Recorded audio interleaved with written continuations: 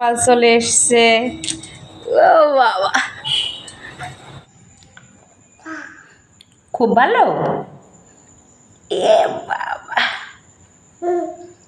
মাখন চূড়া কি আনন্দ করে খাচ্ছে দেখো।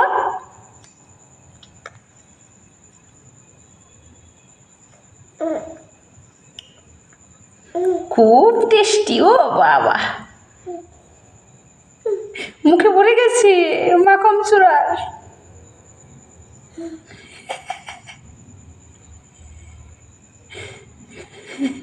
শম্পার হেসেলে সবাইকে স্বাগত। আমি আজ নিয়ে এসেছি এই টক দই থেকে কিভাবে বাটার তুলে নেব আমি, সেই পদ্ধতি, খুব সহজ পদ্ধতিতে।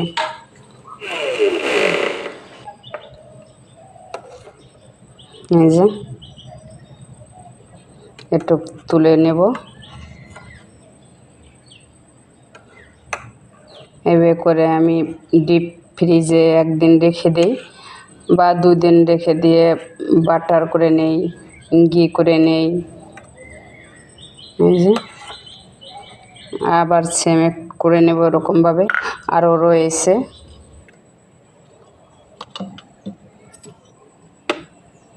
এই দেখুন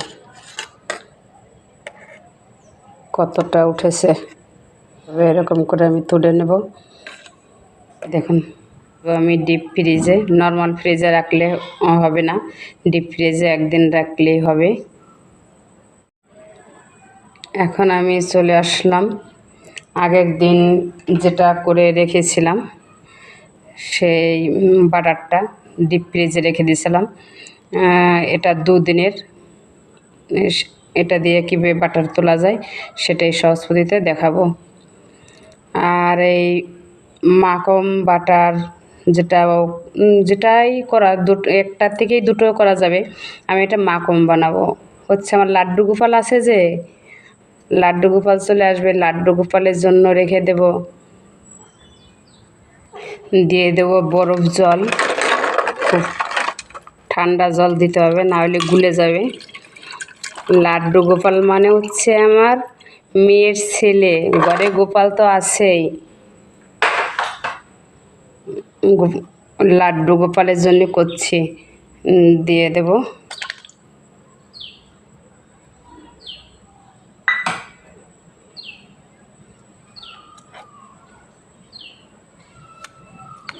দেখুন,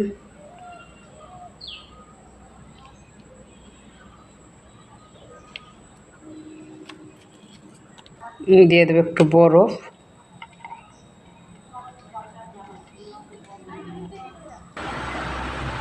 এই দেখুন আমার কিন্তু মাখামোটা শুরু হয়ে গেছে। এই যে আমি সরের থেকে তুলে নেব বাটিতে।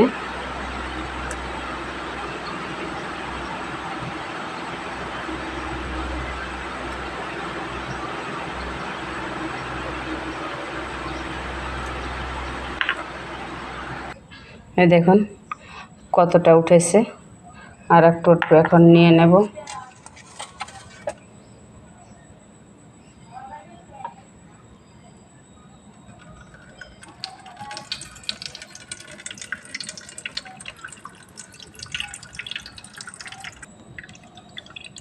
যে ওই গোলটা কিন্তু আমি ফেলে দেব না।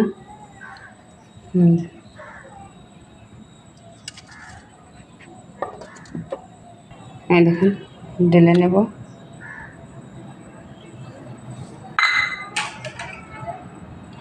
দিয়ে দেবো এখন বরফ দিয়ে বসতে থাকবো।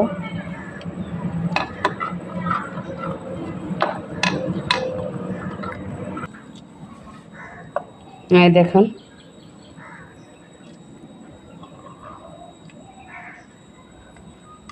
কতটা মাখন উঠেছে।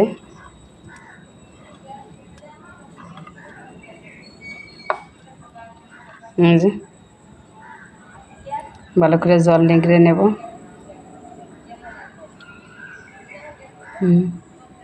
কত মসৃণ। রেখে দিলাম এটা।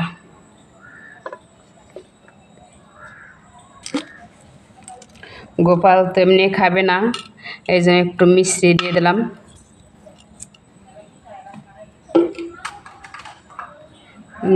দিয়ে দেবো বরফ,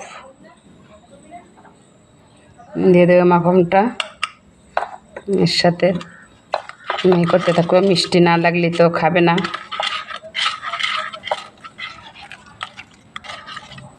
বন্ধুরা, এটা কিন্তু গোপালের খুব প্রিয় আর রাধারানীরও প্রিয়। তোমরা এইভাবে রাধারানীকে বানিয়ে দিতে পারো খুব সহজ পদ্ধতিতে। কীভাবে আমি দইয়ের থেকে করলাম, আমি কিন্তু সরের থেকে করিনি। কি মসৃণ হয়েছে দেখতেই পাচ্ছ।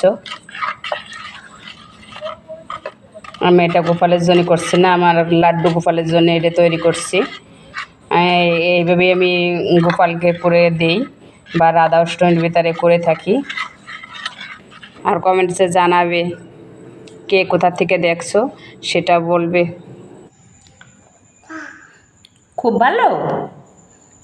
এ বাবা,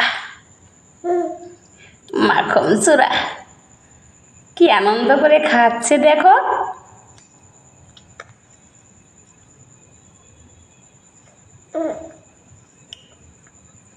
খুব টেস্টি। ও বাবা, মুখে ভরে গেছে মাখন চূড়া।